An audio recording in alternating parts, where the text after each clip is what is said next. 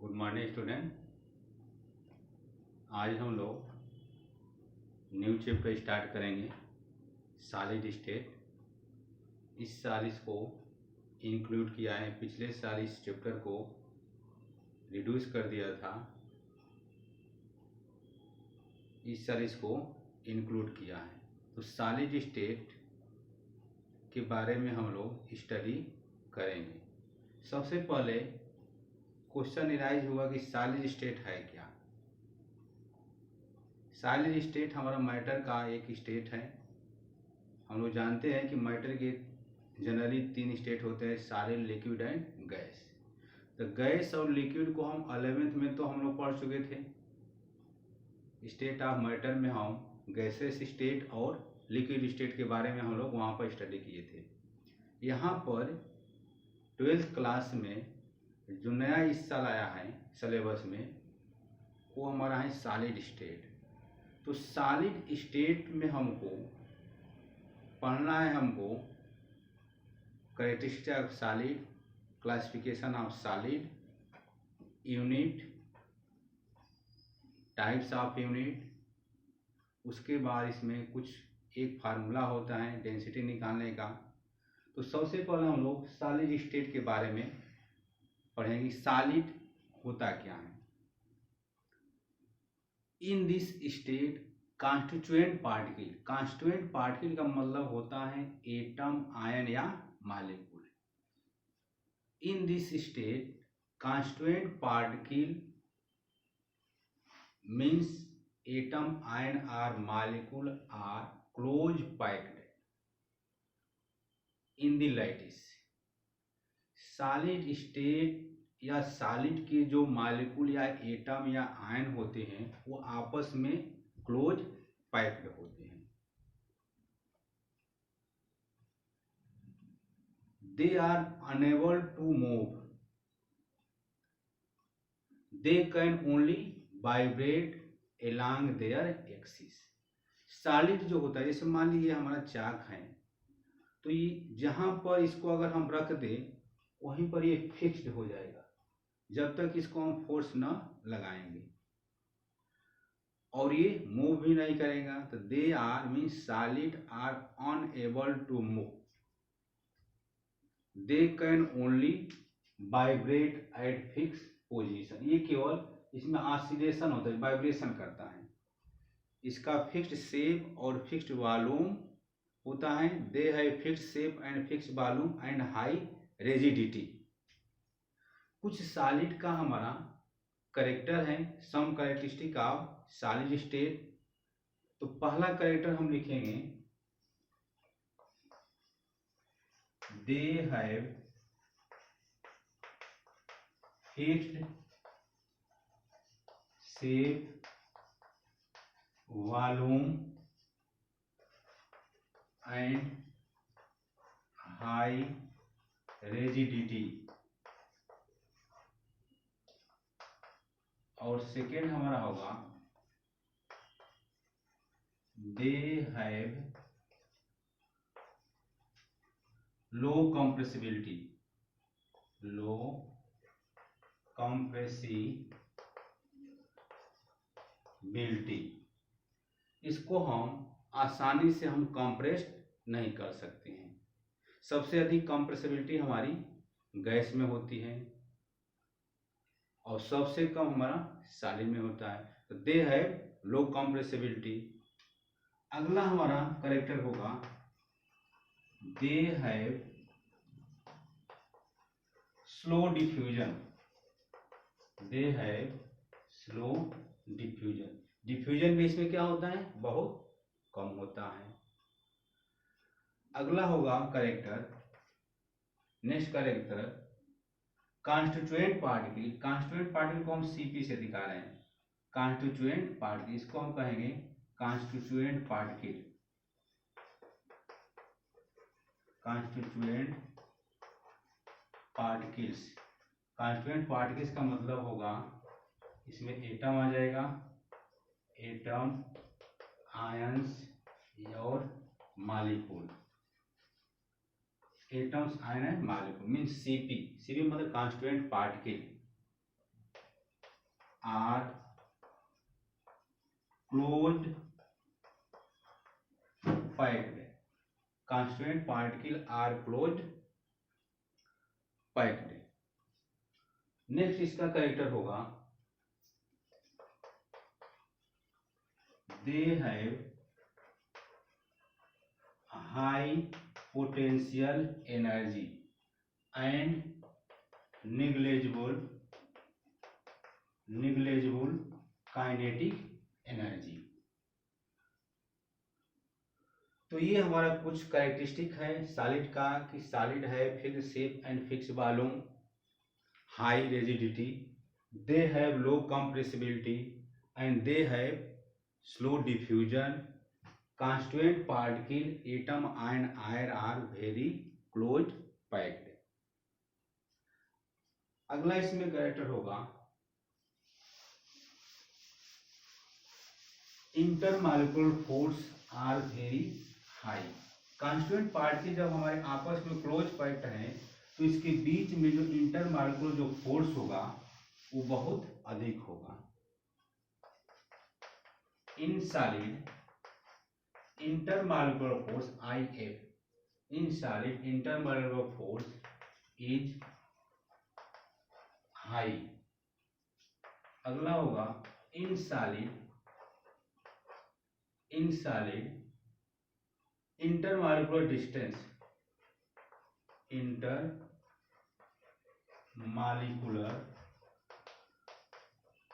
Distance, is very low.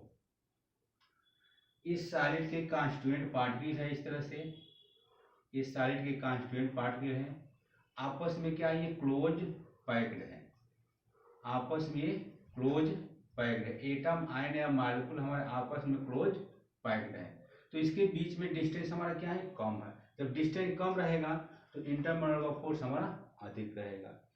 इसकी compressibility हमारी क्या है, कम है। उसके बाद स्लो डिफ्यूजन है। तो ये कुछ करेक्टर हमारा है। पार्टिकल है very high potential energy and low kinetic energy means negligible kinetic energy. They have definite shape या fixed shape and fix volume and high rigidity, low compressibility. तो ये कुछ करेक्टर हम पिछले क्लास में भी हम डिस्कस कर चुके हैं। 9th क्लास में इसके बारे में हम सॉलिड के बारे में हम डिस्कस किए थे। आज हम इसको कुछ सॉलिड स्टेट पढ़ाने से पहले हम कुछ इस करेक्टर को हम रिवाइज कर दिया। अब अगला टॉपिक हम लोग स्टार्ट करेंगे, classification of solid. Classification of solid.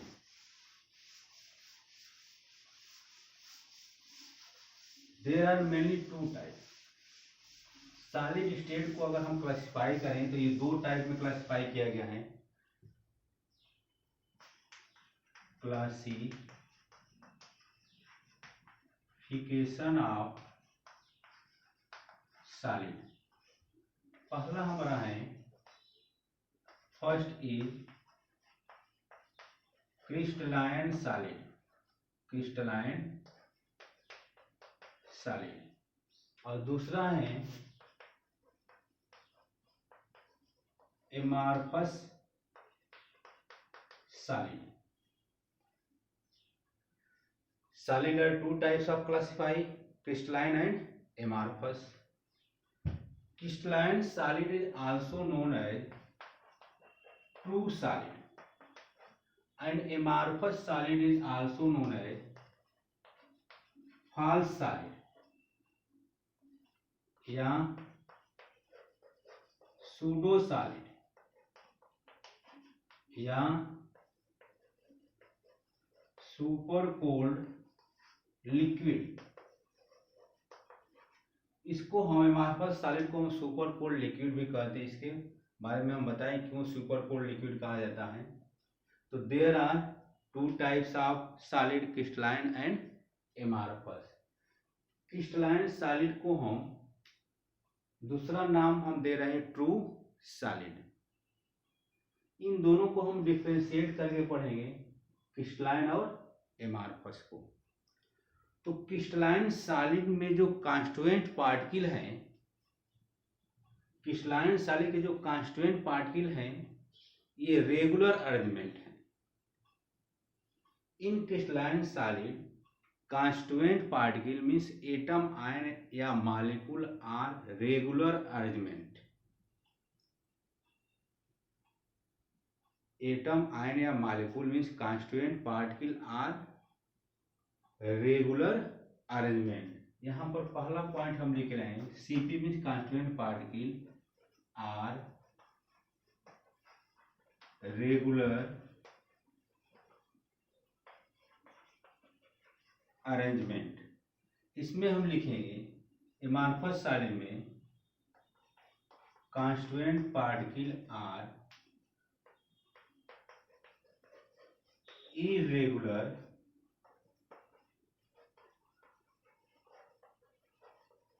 Arrangement. Regular arrangement का मतलब ये है कि जैसे मान लीजिए कांस्टिट्यूएंट पार्टिकल है ये, फिर दूसरा कांस्टिट्यूएंट पार्टिकल सेम डिस्टेंस पर, फिर कांस्टिट्यूएंट पार्टिकल, फिर ये दूसरा कांस्टिट्यूएंट पार्टिकल, फिर ये कांस्टिट्यूएंट पार्टिकल, फिर उसके बाद यहाँ पर हम फिर ये आपका कांस्टिट्यूएंट पार्टिकल, फिर कांस्टिट्यूएंट पार्टिकल। इस तरह से आपका एक देखिए यहाँ पर एक मान लीजिए हम स्क्वायर बनाए थे, सर्किल बनाया, फिर स्क्वायर बनाया, सर्किल बनाया, स्क्वायर बनाया, फिर यहाँ पर circle square circle square circle. तो एक अल्टरनेट करके ये रेगुलर ज्योमेट्री में, जैसे हम मान लीजिए क्लासरूम है, क्लासरूम में स्टूडेंट बैठे हैं, तो एक रो में बॉयज बैठा, एक रो में गर्ल बैठा, फिर एक रो में बॉयज बैठा, एक रो में गर्ल बैठा, तो एक रेगुलर अरेंजमेंट के द्वारा उसको स्टूडेंट को हम अरेंज किए हैं, तो वो क्रिस्टलाइन के अंतर्गत आ जाएगा। क्रिस्टलाइन सॉलिड में जो कांस्टिट्यूएंट पार्टिकल हुए वो रेगुलर अरेंजमेंट हो गए। इसमें हमारा क्या होगा, डिसऑर्डर में होगा, इरेगुलर अरेंजमेंट में होगा। जैसे यहाँ पर है ये इरेगुलर अरेंजमेंट है। दूसरा इसका डिफरेंस ये है कि इसमें जो ज्योमेट्री होगी, क्रिस्टलाइन सॉलिड की ज्योमेट्री हमारी सिमेट्रिकल ज्योमेट्री होती है, इसमें हमारा कोई ज्योमेट्रिकल नहीं होगा। अगला हम इसमें डिफ्रेंशिएट करेंगे, difference between crystalline and amorphous solid में अगला पॉइंट हम लेंगे कि they have sharp melting point. Sharp melting point इसमें हमारा होगा in crystalline solid they have sharp melting point, इसमें होगा नो शार्प मेल्टिंग पॉइंट। अगला डिफरेंस हमारा होगा, पहला डिफरेंस हम किए कि constituent particle regular arrangement in crystalline solid, इसमें हम constituent particle are irregular arrangement, they have sharp melting point, no sharp melting point. अगला है हमारा they have regular and symmetry geometry, they have regular and symmetry geometry. यहां पर होगा no geometry, no geometry. तो ये हमारा कुछ डिफरेंस है एमार्फस सॉलिड और क्रिस्टलाइन सॉलिड में। उसके बाद नेक्स्ट हम डिफरेंस लिखने जा रहे हैं, they have show an isotropic property. Crystalline solid हमारा एन आइसोट्रोपिक प्रॉपर्टी शो करता है। In crystalline solid they have show an isotropic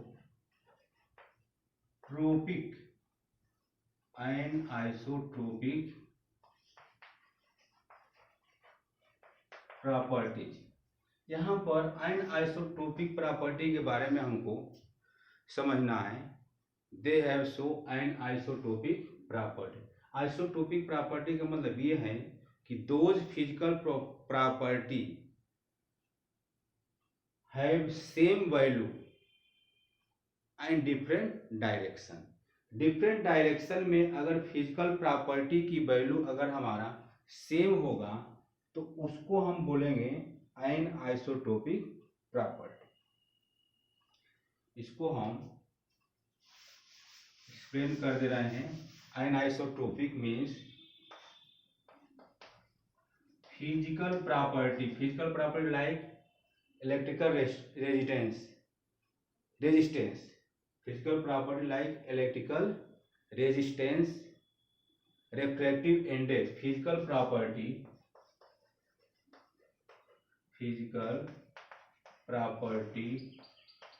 have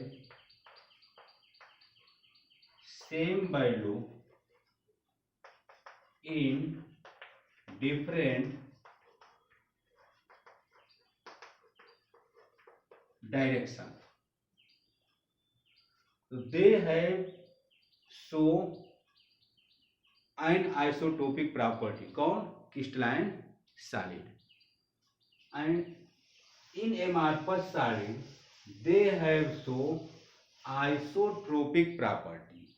they have so isotropic property. इसमें लिखेंगे एमार्फस में they have so isotropic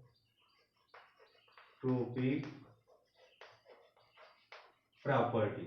isotropic property मतलब physical property हमारे यहां पर क्या होगा?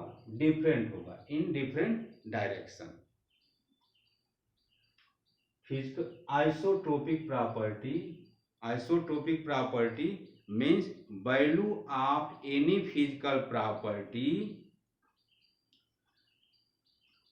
would be same along any direction। इसको लिख सकते हैं value of any physical property would be same along any direction. तो ये मार्फस सॉलिड हमारा आइसोटोपिक प्रॉपर्टी शो करता है और क्रिस्टलाइन सॉलिड हमारा अनआइसोटोपिक प्रॉपर्टी शो कर रहा है। अनआइसोटोपिक प्रॉपर्टी का मतलब some of physical property have same value in different direction. उसके बाद अब इन दोनों का अगर एग्जांपल देखा जाए, डिफरेंस तो हम लोग पढ़ लिया कि डिफरेंस क्या है। अगला इसमें आपका एक और हम डिफरेंस बता रहे हैं एग्जांपल से पहले। They have large range order in amorphous solid. They have short range order. Example NaCl, KCl, CaF2। यहाँ पर हमारा होगा कोल, ग्लास, रबर एटसेट्रा। तो ये हमारा कुछ डिफरेंस रहा, some difference between crystalline solid and amorphous solid. In crystalline solid constituent particles are regular arrangement. In amorphous solid, constituent particles are irregular arrangement. In crystalline solid, they have so isotropic property and sharp melting point. They are regular geometry. In amorphous solid, no regular geometry. They have show short range order और they have show large range order. ये आपका isotropic property show करेगा। ये anisotropic property. Example हमारा sodium chloride है, potassium chloride है, calcium chloride है। इसमें हमारा कोर है, ग्लास है और रबड़ है। यहाँ पर एमार्फस सॉलिड को हम सूडो सॉलिड लिखे थे, उसके बाद फॉल्स सॉलिड लिखे थे, या सुपर कोल्ड लिक्विड भी हम बोल रहे थे। सुपर कोल्ड लिक्विड हमें एमार्फस सॉलिड, ये क्वेश्चन आता है कि why amorphous solid is also known as super cold liquid. तो सुपर कोल्ड लिक्विड हम इसलिए कहते हैं कि अगर कोई पुरानी बिल्डिंग है तो पुरानी बिल्डिंग में के विंडो में अगर कांच का ग्लास लगाया गया है तो कांच का ग्लास हमारा कुछ दिनों के बाद आप देखेंगे तो बॉटम पे नीचे वो थिक दिखाई देगा और ऊपर पतला दिखाई देता है। ऐसा क्यों? In old building,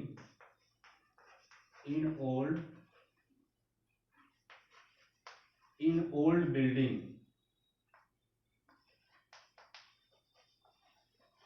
window glass is so thick on bottom surface due to effect of gravity, due to effect of gravity, amorphous solid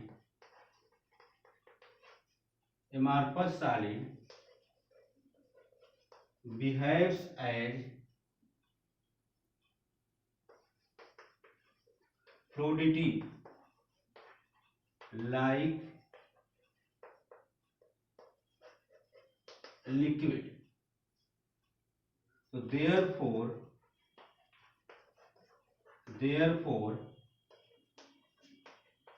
amorphous solid is also known as super cold liquid. इसलिए हमें amorphous solid को हम क्या कहेंगे? Super cold liquid कहते हैं। False solid क्यों कह रहे हैं? क्योंकि इसके जो कांस्टिट्यूएंट पार्टिकल के जो अरेंजमेंट हैं ये डिसऑर्डर में, इसीलिए इसको हम फॉल्स सॉलिड या सूडो सॉलिड कह रहे हैं या सुपर कोल्ड लिक्विड कह रहे हैं। पुराने बिल्डिंग में जो कांच का जो विंडो लगाया गया है, कांच का जो विंडो में जो कांच लगाया गया है वो नीचे आप देखेंगे तो मोटा दिखाई देता होगा और ऊपर पतला दिखाई देता है। वहां पर जो ग्रेविटी के प्रभाव के कारण जो है एमार्फस सॉलिड लिक्विड की तरह बिहेव करता है, इसीलिए हम एमार्फस सॉलिड को हम सुपर कोल्ड लिक्विड कहते हैं।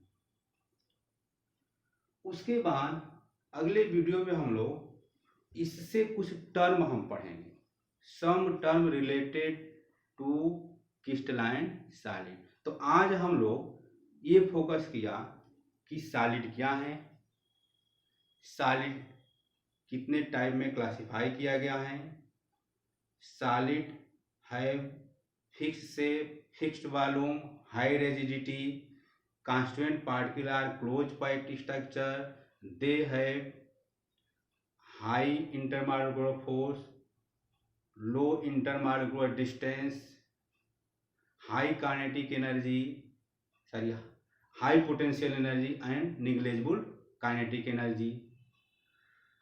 इसको दो टाइप में क्लासिफाई किया, classification of solid, amorphous solid and crystalline solid. Crystalline solid को हम ट्रू सॉलिड बोल रहे हैं, एमार्फस सॉलिड को फॉल्स सॉलिड बोल रहे हैं और सूडो सॉलिड बोल रहे हैं इसको, और दोनों में हम डिफ्रेंशिएट जानने की कोशिश किया। अगले वीडियो में हम इससे कुछ टर्म पढ़ेंगे, लाइक स्पेस लाइटिस पढ़ेंगे, लाइटिस पॉइंट पढ़ेंगे, उसके बाद यूनिट सेल पढ़ेंगे। Thank you.